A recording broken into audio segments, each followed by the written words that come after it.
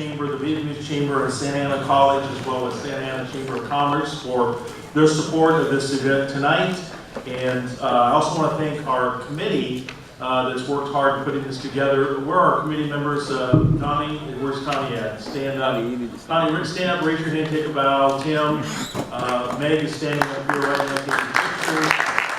Mark over here, I want to thank all of you, and there's probably some others too, that we will make sure that they're thanked for their work of putting this together tonight. With that in mind, I'd like to just turn over the rest of our program to Mark McLaughlin, who will be our moderator tonight. Mark? Thank you, Dave. Since we've had some people join us since the first session, I just want to remind everybody to please turn off your cell phones as a courtesy to the candidates and to the rest of the audience. I'd also like to point out that tonight's forum, as Dave Elliott announced, is supported by the Chamber of Commerce for the Congressional and Supervisory Districts. And the focus, therefore, is on economic development, workforce development, jobs, and the overall health of our local economy. The questions that we have tonight have come from neighborhood associations and business organizations within these contested districts. We have approximately 6 questions for each of the groups to ask tonight. As time is allotted, we'll try to get to all the questions. In addition, we are also soliciting questions from the audience. If you haven't received a little card, please get a card and fill it out, and you can bring it up here to the stage, and we'll take care of questions throughout the evening. I'd like to first introduce our candidates for the 46th Congressional District. We'll start with Bob Peterson, Bao Nguyen, and Lynn Schott. The format of this evening is that we're going to allow each of the candidates a 2-minute opening statement. We're then going to allow 1 to 2 minutes, depending upon the question.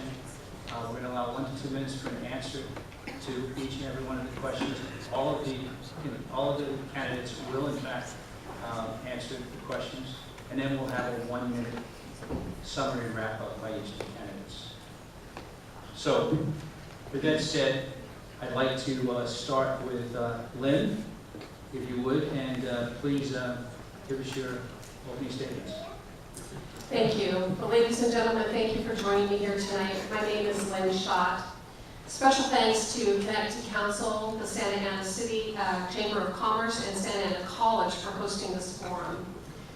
I attended classes here at Santa Ana College, as did my mother and my brother. And we used to shop right across the street when it was Ralph's Supermarket, Montgomery Ward's, and J.J. Newberry's, when the shopping center was Honer Plaza years ago. I was born and raised in the 46th District for over 2 decades. This district has the potential to be the greatest district in California once again. I saw the lack of proper leadership and commitment to address the important challenges. I understand this district very well, and I can be the leadership that is necessary to lead the public and solve the issues. Job creation should be the top priority. The success of the 46th District will have a great impact on the state of California. Now, in the past, I believe that the resources of the 46th District have been neglected and treated as a write-off in California. This isn't fair to the public, to the county, to the state.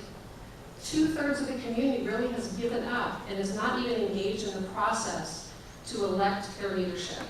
And I will offer that leadership needed to place the 46th District on the right track again. I will not neglect you. Thank you. Bao? Thank you. Muy buenas tardes a todos. Good evening, everybody. Xin chào quý vị. I'm Mayor Bao Nguyen, and I want to thank you all for being here tonight. I know I'm lucky to be here. My parents brought me to this country when I was an infant, risking everything to escape a brutal, corrupt, communist regime. They did so I can live a freer, better life here in America. And I have. I grew up and went to high school in Orange County. I got a college education, and now I'm the mayor of my hometown of Garden Grove. But the same terrible forces that my parents fled from in Vietnam are cropping up right here in America. Established politicians taking money from super PACs and corporations, which is essentially legalized bribery and government violence in the form of police brutality and abuses of power.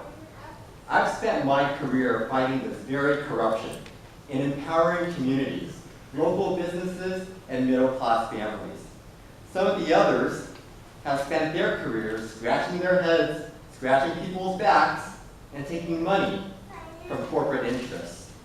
During my time as mayor and school board trustee, I partnered with Google to put local businesses on the map, which helps attract new customers. I've staved off cuts to community colleges and expanded Vietnamese and Spanish language programs throughout the district's public schools. As mayor, I've worked with the DA to weed out corruption in Garden Grove and restore public trust. I've also started Heroes Hall Veterans Foundation, which honors the incredible sacrifices of Orange County veterans have made in their service to our country. It's time for a new, more transparent, less corrupt government. Washington is broken, and we need folks with the political courage to stand up to special interests and fight for the people as I have. Thank you, Bob. Bob?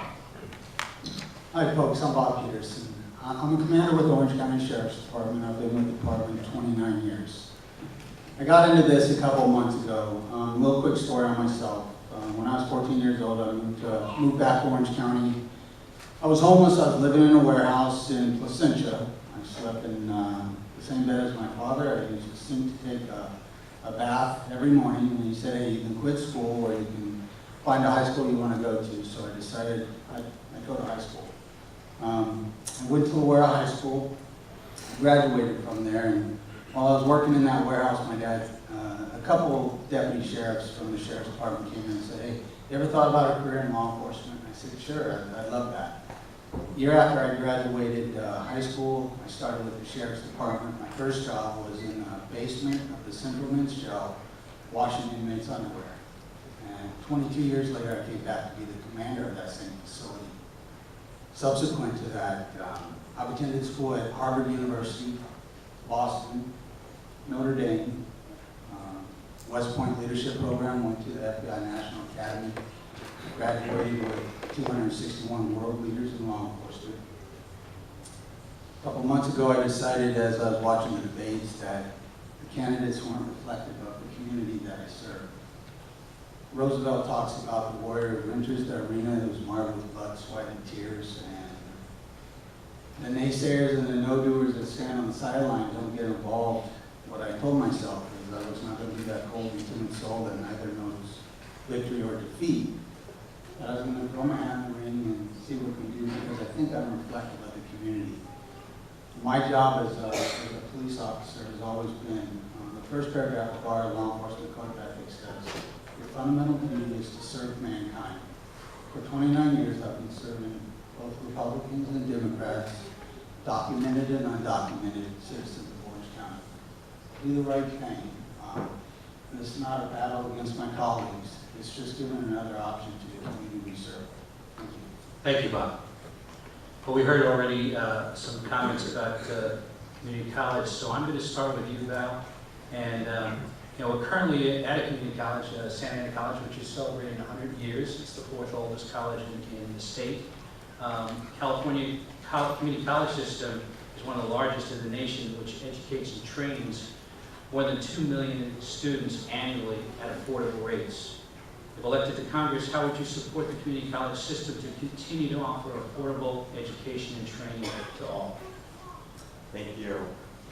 You know, being a public school, a product of public schools, I know the value of public schools.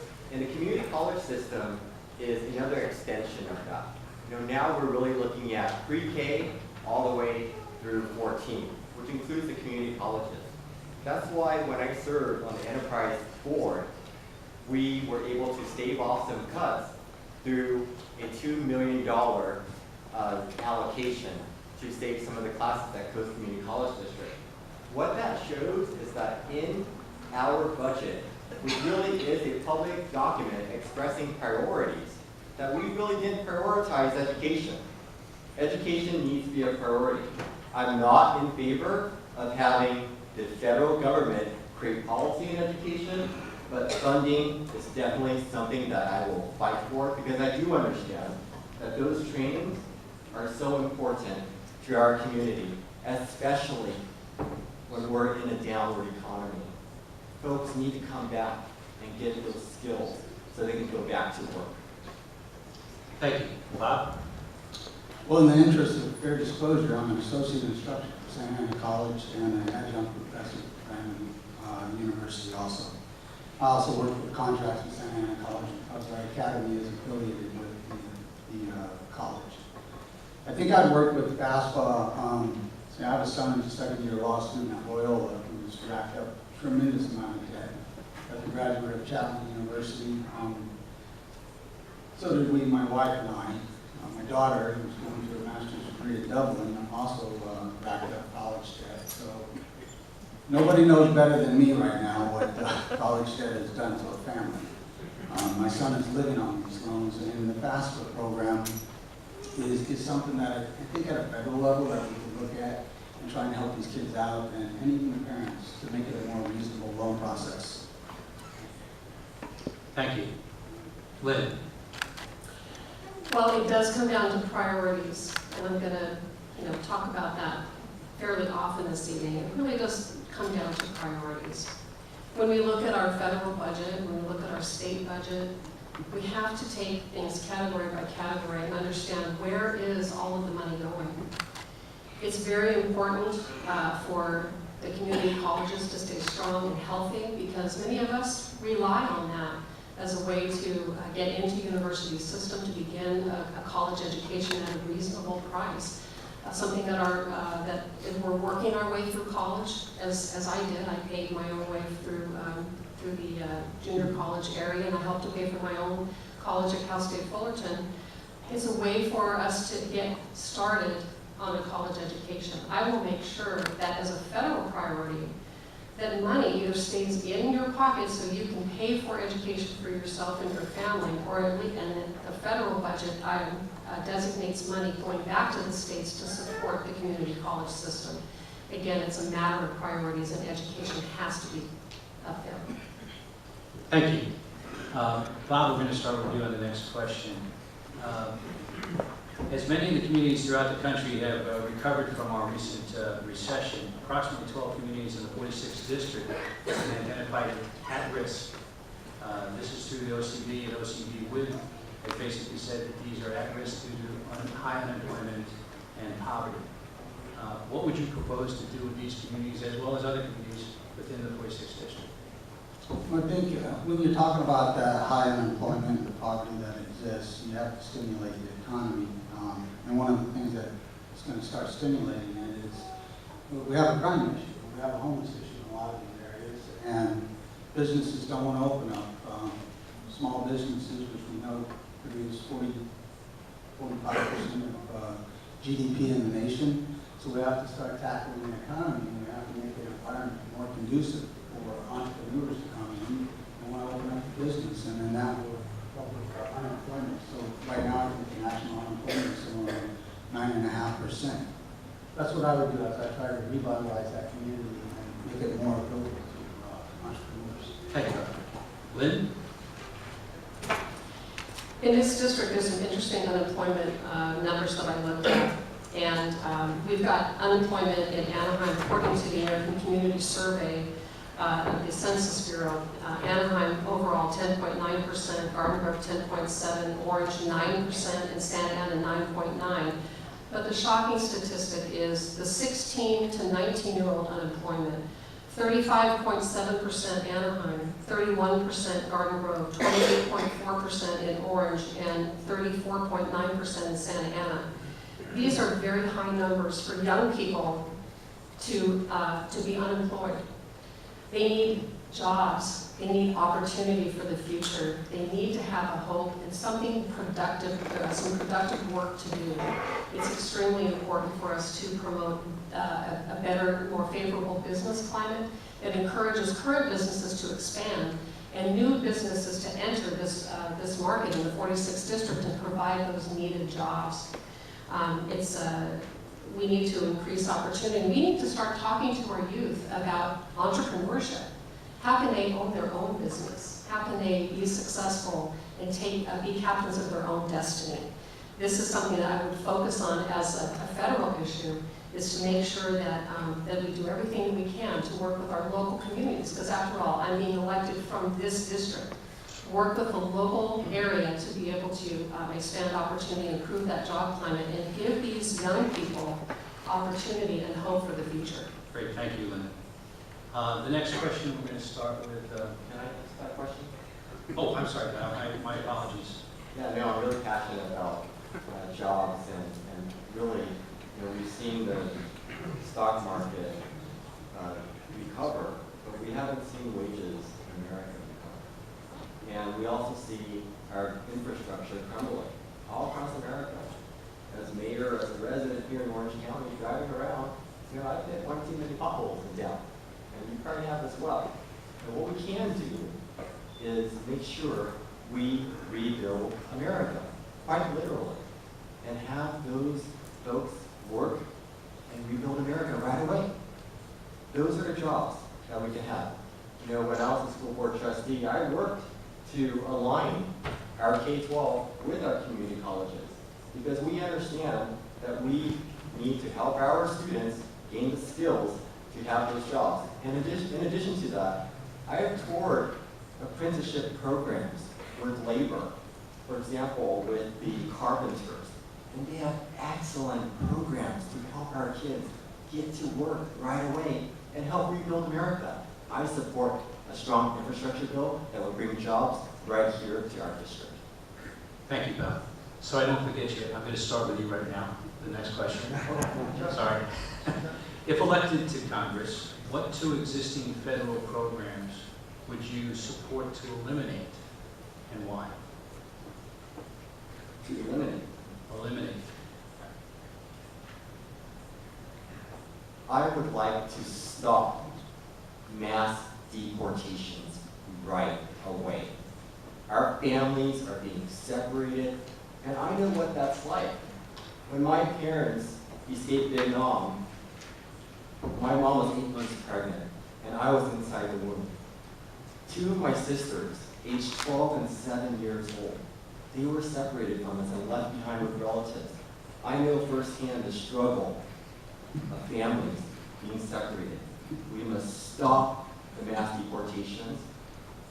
We must hold true to what America is about and give kids, these DACA kids, a chance at the American dream, just like I got. And now I'm mayor of Garden Grove. Another program that I'm adamantly against is overreach in terms of government surveillance on citizens. After the Vietnam War ended, my dad was put under house arrest, lost his rights as a citizen, and surveilled and interrogated. We left that kind of corrupt government behind for freedom in America. I will not stand for that happening here in our country. Thank you. Well, talking about elimination of programs, I'm not one for taking extreme actions on one side or the other. What I would like to be able to do is look at all of the situations. It's not really a one-size-fits-all answer. And so to completely eliminate a department, there may be aspects of their department where they're doing work that is effective for the American people. One agency that I do have concern on is the EPA. Part of their job is to protect the quality of the air and water in our country, and that's an admirable goal. But we also see on the other side that many layers of regulations that are put onto businesses really hurt jobs and hurt our economy. So there are aspects of that within the EPA that I think need to be examined very closely to see what is the cost-benefit ratio to the public, and is it beneficial? Are the restrictions worth the payoff, and is the loss of job and the loss of productivity, is that worth the policy? And that would be the same with any, within any government department, is to look and to see where the efficiencies are and see where the policies are actually harming America and harming our future, harming our businesses and our families. And so again, it's not a one-size-fits-all. We have to look within each department and find out where those policies should be changed, where certain guidelines should be dropped, where others should be strengthened and reinforced. Thank you. Bob? I would have to agree with Lynn. It's not our nature, certainly in law enforcement, to go in and just make changes without understanding the lay of the land. I think there's been enough making scientific experiments out of our children's educational system, and reading into it every other year, it seems. Common Core I'd certainly be looking at. I would certainly look at the EPA. There are some immigration issues that are certainly going to have to be addressed. So to say to completely eliminate any one program, I think there are probably benefits in some of these programs that I'm not real happy with. But there's humans attached to that, and there's programs that might be good. So. Thank you. We have a couple of questions on immigration. I'd like to start with you, Lynn, on this first question. Essentially, what reforms to our immigration policies would you support, if any? Well, currently our immigration policy is one where we essentially have an open border. We have, and we have to really look at our elected officials, both Democrats and Republicans, and say that there is a shared responsibility for leaving the border open. And number one, for me, is to secure the border. And then we need to implement the immigration laws that we have on the books. When we welcome immigrants in, we should respect and enjoy the ethnic heritage and the colorful contributions that they make to our country. But in order for us to have a secure nation, in the interest of national security, I think the first step is that we need to secure our border and implement our existing immigration laws. Thank you. Val? We need comprehensive immigration reform. Put a stop to the expansion of the police state, stop mass incarcerations and deportations. We want our families united, not separated. As a refugee myself, I know firsthand the pain and struggle of being separated from family. My parents made the impossible decision so that, like many immigrants, they had to leave my 12 and 7-year-old sisters behind with relatives, while my mom was 8 months pregnant with me in the womb. My family took a journey, risking life and liberty for a dream, like so many immigrants and refugees. The boat carrying my family, when it finally approached the shore, they saw people who were hostile, wielding weapons. We were thirsty and starving and scared. And in the midst of the threat of violence, a group of Buddhist monks who had a temple nearby, they noticed the situation, and like a human chain, they went into the water and pulled our boat ashore, protecting us from the possible threats. And we were first given refuge in the temple where my mother slept for the first month in a refugee camp before she gave birth to me. We need comprehensive immigration reform. Thank you. Bob? When I go to bed at night, I close my windows and I lock my doors. When I go to work, I close my windows and I lock my doors. We've raised our children to not let strangers walk into our home, and I will tell you, if a Norwegian walked into my home and he was a stranger, there'd be a problem. But if I invite you into my home, I will feed you, I will clothe you, I will shelter you, and I will protect you. We are the nation of laws. We need to enforce our laws, but we need to help bring the immigrants that are out there undocumented out of the shadows and deal with them. And deal with this in a reasonable manner. That's how I have. Thank you, Bob. We're going